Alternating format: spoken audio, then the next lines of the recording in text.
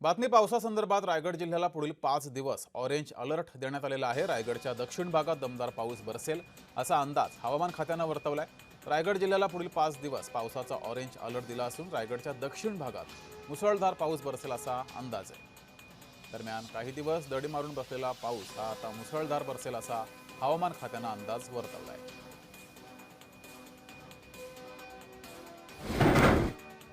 गेल्या 2 दिवसापासून रायगड जिल्ह्यात जोरदार पाऊस सुरू आहे आणि त्यामुळे आपण पाहिला तर रायगड जिल्ह्यातील ज्या प्रमुख नद्या आहेत त्यांच्या पाणी पातळीत जी आहे ती वाढ होताना दिसत आहे।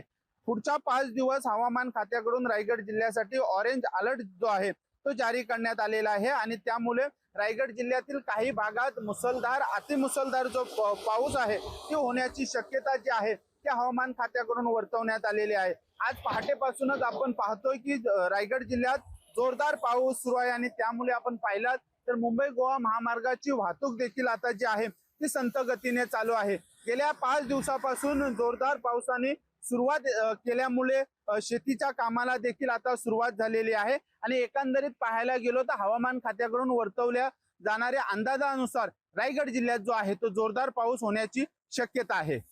अजेश नाडकर, जय महाराष्ट्र न्यूज, रायगड।